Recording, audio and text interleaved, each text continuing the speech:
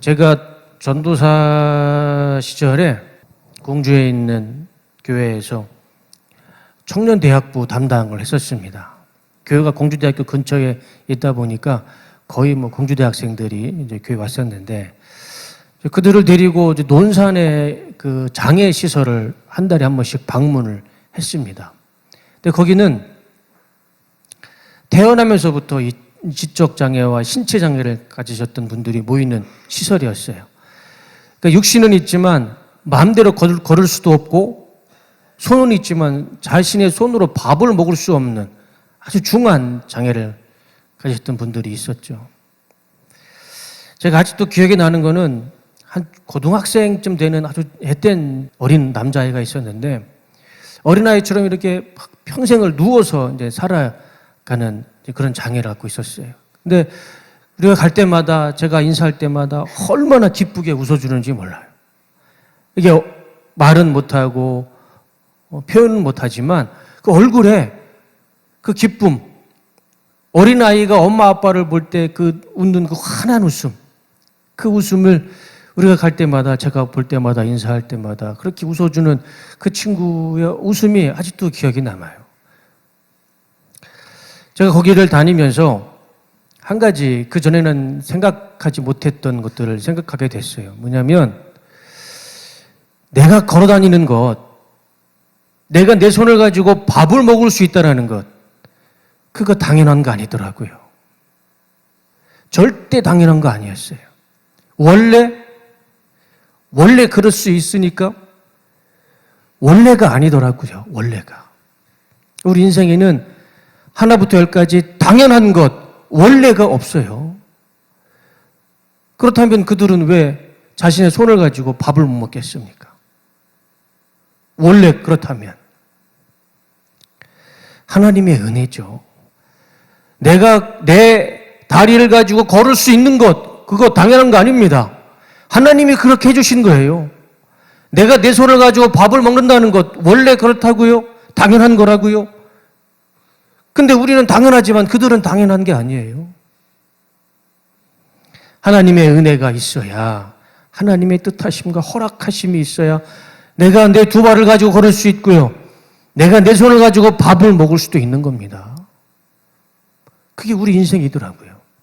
내 몸이지만 내 마음대로 움직일 수 없는 내 육체지만 내 육체라는 감옥에 갇혀서 평생 그렇게 불편하게 살아가는 그분들을 보면, 지금 내 환경 속에서 어렵고 불편하고 고통스럽고 괴로운 것, 그거 아무것도 아니더라고요. 오늘 우리가 읽었던 본문의 말씀을 보면, 태어나면서부터 장애를 가진 소경된 사람을 볼 수가 있습니다. 아마 지금보다 예수님 당시 더 많은 사람들이 장애를 안고 태어났겠죠. 그때야 의료시설이 있었겠습니까? 위생으로도 깨끗하지 않았겠죠. 지금보다 더. 그래서 많은 이 장애인들 나오잖아요. 우리 성경에 보면. 근데 지금은 우리 한국 사회가 정말 이 성숙한 시민의식이 있어서 장애인들을 보면 우리가 배려를 하죠. 양보를 합니다. 우리 사회 공동체가 그들을 돌봐줍니다. 여러분들은 잘 모르겠지만 우리나라가 복지시설이 복지가 잘 된 국가예요. 얼마나 감사한지 몰라요. 성숙한 시민의식이 있어요. 그런데 우리가 읽었던 이 본문, 여기에 나오는 이 시대에 이스라엘에 살고 있었던 유대인들은 장애인을 대하는 그들의 태도는 어땠을까요? 지금 우리나라처럼, 대한민국처럼 배려해주고 양보해주고 그들을 사회적으로 돌봐주는 그런 성숙한 시민의식이 있었을까요? 없었어요. 유대인들 그런 생각조차도 없었습니다. 그걸 어떻게 아냐고요? 오늘 본문을 보면 알 수 있죠. 2절, 제자들이 예수께 물었다. 선생님, 이 사람이 눈먼 사람으로 태어난 것이 누구의 죄 때문입니까? 이 사람의 죄입니까? 부모의 죄입니까? 이 유대인의 눈에는 이 장애는 죄의 결과였어요. 이 사람의 죄이든 부모의 죄이든 장애를 갖고 태어났다는 것은 이거는 죄의 저주를 받은 겁니다. 죄의 심판을 받은 거예요. 그게 유대인들의 사고방식이었어요. 예수님이 뭐라고 하십니까? 그거 아니다. 이 사람이 죄를 지은 것도 아니고 그의 부모가 죄를 지은 것도 아니다. 저 말씀이 맞죠. 장애를 안고 태어난 게 그게 누구의 죄로 인한 결과는 아니죠. 저렇게 생각하는 유대인들이 참 그들의 의식이 참 불편할 뿐이죠. 여러분 생각해 보세요. 내가 태어났는데 장애를 안고 태어났어. 그게 자기가 원한 겁니까? 원하지 않게 장애를 안고 태어났어요. 그 사람들을 향해서 유대인들은 그건 네 죄 아니면 네 부모의 죄 때문에 그런 것이다. 그리고 정죄하는 겁니다. 그 장애를 갖고 태어난 그 불쌍한 아들을 보고 딸을 보는 그 부모의 마음은 어떻겠습니까? 그거는 부모 당신들의 죄 때문입니다. 그렇게 지적하고 비난하고 비판하는 겁니다. 그렇게 얘기하는 유대인들의 정신이 참 제대로 된 사람들인지. 제가 이 안경테를 이제 저희 아내 지인분이 안수 집사님이 계신데 안경점을 하세요. 그래서 간 김에 안경을 했는데 그때 우리 아들이 그냥 원하지도 않았는데 안수 집사님이 시력을 재주시더라고요. 근데 심각한 이제 난시 판정을 받았어요. 그러니까 저는 원시고 우리 아내는 근시인데 아들이 난시를 판정을 받은 거예요. 그래서 안경을 써도 잘 안 보인다는 겁니다. 그러니까 몰랐어요. 저도 몰랐고 아내도 몰랐어요. 그러니까 그동안 불편하게 살았는 거를 잘 안 보였던 거를 당연하게 그냥 살았던 거예요. 근데 안경을 썼는데 그래도 잘 안 보인다는 겁니다. 도수가 안 맞아서. 얼마나 미안한지 몰라요. 그걸 몰랐던 아빠로서 제 자신이 참 한심스럽고 그리고 제가 물려준 건 아닐지라도 보지 못하는 거를 아들이 제대로 보지 못하는 거에서 얼마나 미안한지 몰라요. 그렇게 태어나면서부터 불편한 장애를 갖고 태어난 사람에게 유대인들이 한다는 소리가 그거는 너의 죄 아니면 너의 부모의 죄이다 라고 이렇게 이야기하는 겁니다. 이런 생각은 할 수 있죠. 유대인들의 사고방식 말고 이런 생각은 할 수 있어요. 하나님, 왜 저 사람에게 장애를 주셨습니까? 그렇게는 질문이 가능하잖아요. 왜? 우리의 생명이 어디로부터 왔습니까? 하나님으로부터 왔죠. 장애는 뭐 다른 곳에서부터 왔습니까? 장애도 하나님으로부터 온 거죠. 우리 모든 것이 하나님으로부터 왔으니 장애도 분명 하나님으로부터 온 거 아니겠습니까? 그럼 이런 질문은 가능하잖아요. 하나님, 왜 저 사람에게는 태어날 때부터 저런 장애를 주셨습니까? 그런 질문은 가능하잖아요.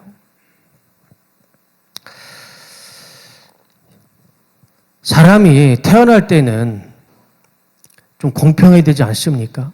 부잣집 아들이건 가난한 집 아들이건 태어날 때는 건강하게 태어나면 얼마나 좋습니까?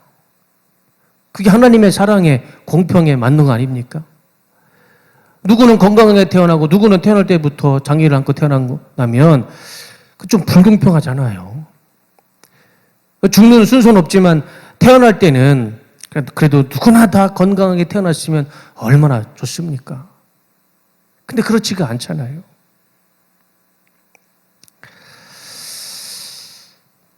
참 이해할 수 없는 부분이죠. 하나님이 왜 이런 장애를 만드셨을까? 이해가 안 돼요. 근데 여러분 제가 지난주에도 말씀을 드렸지만 우리는 하나님을 이해할 수가 없습니다. 그게 당연한 거죠. 우리가 하나님을 이해한다고요? 하나님의 의지를 가지고 사람을 창조하셨습니다. 그것을 우리가 이해할 수 있겠다고요? 이해하겠다고요? 창조주를 피조물이 이해하겠다는 것 자체가 불가능한 거죠. 우리는 하나님의 이 창조의 질서, 창조의 섭리, 이 창조의 역사를 우리는 이해할 수가 없어요. 하나님이 왜 태어나면서부터 장애를 주셨는가? 우리는 이해할 수 없다니까. 그건 하나님의 섭리예요. 창조주의 섭리 아닙니까? 하나님은 우리의 이해의 대상이 아닙니다. 이건 분별을 잘 하셔야 돼요. 우리는 하나님을 이해하면서 믿는 거 아닙니다. 우리는 하나님을 이해가 아니고 그냥 하나님 자체를 나의 창조주로, 나의 주인으로 믿는 거예요. 이해의 대상이 아니고 하나님은 믿음의 대상입니다. 여러분들 가운데 그런 생각을 하시는 사람도 있을 겁니다. 목사님이 이해가 안 되는데 어떻게 믿습니까? 그렇죠? 이해가 안 되는데 어떻게 믿어요? 그런 의문이 들 수 있습니다. 이해가 돼야 믿어지기도 하고, 이해가 돼야 내가 좀 설득이 돼야 믿음도 생기는 거 아닙니까? 그래서 무신론자들의 시작이 그거잖아요. 나는 성경 이해할 수가 없다. 과학적으로도 맞지도 않고 역사적으로도 맞지도 않는다. 그래서 무신론자들이 이야기하는 게 그거 아닙니까? 난 이해할 수 없다. 과학으로 틀리다. 근데 여러분 한번 이렇게 생각해 보자고요. 여러분, 이 기독교가 지금 2000년이라는 역사가 더 흘렀죠? 2000년 동안 수많은 사람들이 예수님을 믿었고 성경을 믿었고 지금 우리도 이 성경을 믿고 있고 앞으로도 수많은 사람들이 하나님과 이 성경을 믿을 겁니다. 그런데 여러분, 저나 여러분들이나 우리의 믿음의 조상들이나 성경과 하나님을 이해하면서 믿었습니까? 여러분들은 하나님을 이해하고 성경을 이해해서 믿음이 생겼습니까? 예를 들면 이겁니다. 예수님이 동정녀 마리아에게서 태어났죠. 저거 이해되세요? 처녀가 임신을 했어요. 남자를 모르는 처녀가 남자 사내아이를 임신했어요. 우리 저거 이해하면서 믿습니까? 여러분들은 저게 의학적으로, 과학적으로 완벽하게 이해가 돼서 믿어요? 아니잖아요. 저거를 무슨 수로 설명합니까? 구약성경에 보면 요나가 나오죠. 하나님이 너는 니느웨 성, 옛날에 아수르의 수도가 니느웨였어요. 너는 아수르에 가서 저들을 회개시켜라. 그러니까 요나가 싫었어요. 이방인들한테 왜 내가 가서 하나님 말씀을 전합니까?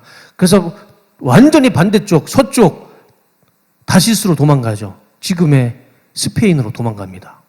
도망가다가 여차 해가지고 요나가 바다에 빠져요. 그래서 큰 물고기, 고래에 삼킵니다. 바다에 빠져서 고래에 삼켰는데 그 고래 뱃속에서 3일을 살아요. 그리고 고래가 토해서 요나는 다시 니느웨로 갑니다. 여러분, 저게 이해가 됩니까? 저게 이해가 돼서 우리가 요나의 말씀을 믿습니까? 아니잖아요. 하나 더 볼까요? 베드로가 무리를 걸었어요. 사람이 무리를 걸었다니까? 저게 중적으로 가능한 일입니까? 우리는 저거 이해할 수 없어요. 무슨 수로 저거 베드로가 무리를 걷는 걸 이해하고 설명하겠습니까? 어떤 과학과 어떤 물리학을 얘기해 보세요. 저게 설명이 가능한지, 이해가 되는지. 안 되잖아요. 제가 지난주에 나사로 말씀드렸잖아요.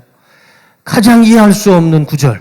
나사로가 죽은 지 4일 된 시체가 예수님 음상 하나에 살아서 걸어 나왔어요. 저거를 무슨 수로 이해하겠냐 이거죠. 우리는 저거를 이해해서 믿는 게 아니죠. 그냥 저 말씀 자체가 하나님의 역사이고 하나님의 말씀이니까 이해는 안 될지라도 과학적으로 증명은 안 될지라도 우리는 그냥 믿는 거예요. 우리가 이해해서 믿는다고요? 이 성경 66권 이 중에서 여러분 이해되는 게 하나라도 있습니까? 우리는 이해로 믿는 거 아닙니다. 하나님이니까 믿는 거죠. 하나님의 말씀이니까. 이해가 먼저입니까? 믿음이 먼저입니까? 믿음을 가지면요,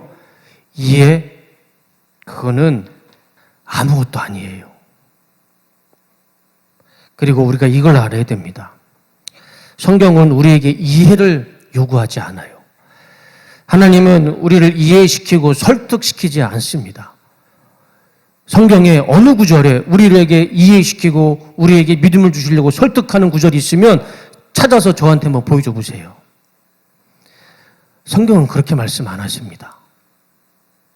구약성경의 출애굽기 20장에 보시면 너희는 나 외에 다른 신을 섬기지 말아라. 하늘이나 땅이나 땅 아래 물속에 있는 어떤 것 모양을 본떠서 우상을 만들지 말고 그 앞에 절하지 말고 섬기지 말아라. 여러분, 저게 하나님을 믿으라는 말씀인데 저게 우리에게 이해를 시키고 설득시키는 말씀으로 들립니까? 나는 이러이러한 하나님이니 너는 이것을 믿고 나를 믿어라. 그렇게 엉덩이 토닥거려주면서 저렇게 우리를 이해시키는 걸 말씀으로 들리십니까? 저거는 명령이에요. 나 외에 다른 신은 믿지 마라. 끝. 우리를 설득시키고 이해시키는 게 아닙니다. 명령이에요. 예수님도 똑같이 말씀하십니다. 예수님이 제자들을 부르실 때 너는 나를 따라오너라. 죽은 사람의 장례는 죽은 사람들이 치르게 두어라. 영적으로 죽은 사람은 놔두고 너는 나를 따라와라. 예수님의 제자들 부르실 때 한 말씀 하셨어요. 베드로야, 요한아, 마태야, 내 사정이 이러이러하니 나를 좀 따라와서 나를 좀 도와주겠니? 그렇게 안 하셨다니까요. 우리의 이해와 설득을 구걸하지 않으셨어요. 마태야, 나를 따라와라. 그 한마디, 그 명령 한마디였어요. 하나님은 우리에게 이해와 요구와 설득을 말씀하지 않으십니다. 믿음을 말씀하시고 결단을 말씀하시고 우리에게 순종을 요구하십니다. 우리는 그것을 믿고 순종하고 따르면 되는 거예요. 거기에 능력이 있지 않습니까? 거기에 우리 구원이 있고 영생이 있는 건 아닙니까? 오늘 본문으로 돌아와서 예수님은 소경된 자를 본인의 부모와 또 본인의 죄라고 생각하는 유대인들에게 예수님이 결론을 말씀해 주시죠. 자기의 죄 탓도 아니고 부모의 죄 탓도 아니다. 그것은 저 사람에게서 하나님의 놀라운 일을 드러내기 위한 것이다. 내가 왜 저 사람에게 장애를 주었냐면 저 사람을 통해서 하나님의 영광을 드러내기 위해서, 하나님의 뜻하심을 보여주기 위해서 하나님이 저 사람에게는 다른 사람과 다르게 장애를 주신 것이다. 그렇게 말씀하고 있잖아요.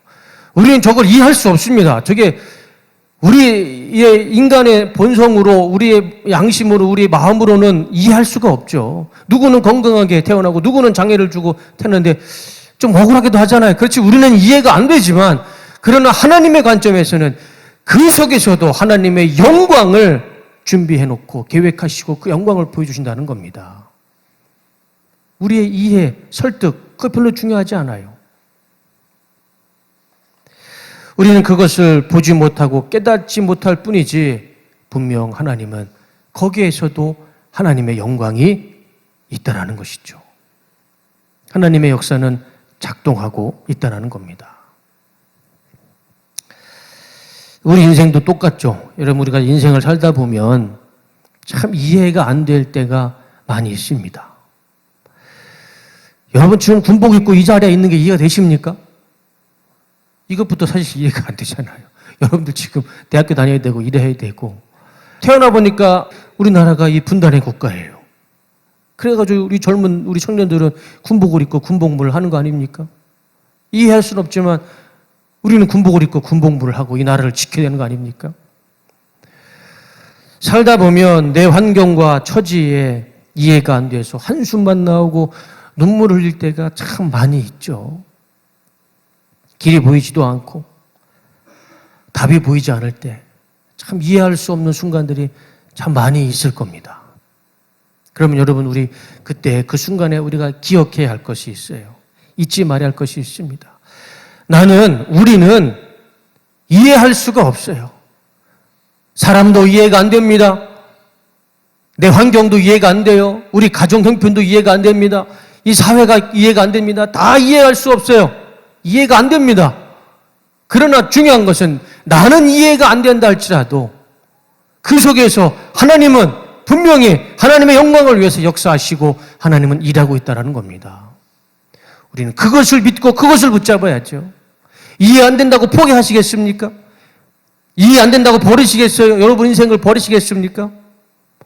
지금 내 상황을, 내 형편을 버리시겠습니까? 포기하겠어요?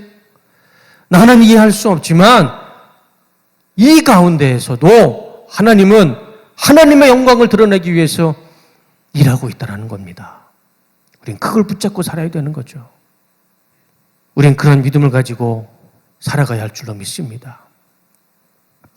설교를 마치겠습니다. 오늘 본문의 말씀 3절 말씀 다시 한번 볼까요? 예수께서는 이렇게 대답하셨다. 자기 죄 탓도 아니고 부모의 죄 탓도 아니다. 여러분 인생이 이해 안 되고 어려운 순간이 있습니까? 여러분의 탓 아니에요. 여러분의 잘못 아닙니다. 왜 그런 줄 아세요? 이해가 왜 안 되는 줄 아십니까? 그거는 하나님의 영광을 드러내기 위한 하나님의 역사입니다. 하나님의 뜻하심이에요. 여러분 스스로 원망할 필요 없어요. 우리가 저 말씀 붙잡고 살아갈 때에 하나님의 때에 하나님의 계획에 따라 우리 인생에서도 하나님의 영광이 나타날 줄로 믿습니다. 흔들리지 말고 오늘 이 예배 자원, 이 발걸음을 꾸준히 유지하며 살아가시기를 주님의 이름으로 축원합니다. 반드시 믿음을 지키는 여러분들 인생 가운데 이 세상의 빛처럼 소금처럼 귀하고 값지게 여러분들의 인생을 사용해 하나님께서 사용하실 줄로 믿습니다. 빛은 땅에 두지 않아요. 빛은 어디에 있습니까? 높은 곳에 있어요. 여러분 형광등 보시는 것처럼. 왜요? 빛이 높은 곳에 있어야 환해지니까. 예수님은 여러분들을 빛이라 말씀하십니다. 너희들은 세상의 빛이요 소금이다. 여러분들은 세상 높은 곳에서 하나님의 영광을 드러내는 귀한 도구로 사용하실 줄로 믿습니다. 그런 인생 되시기를 주님의 이름으로 축복합니다. 찬양 중에 이런 찬양이 있어요. 옛날 찬양인데 여러분들이 아실는지 모르겠어요.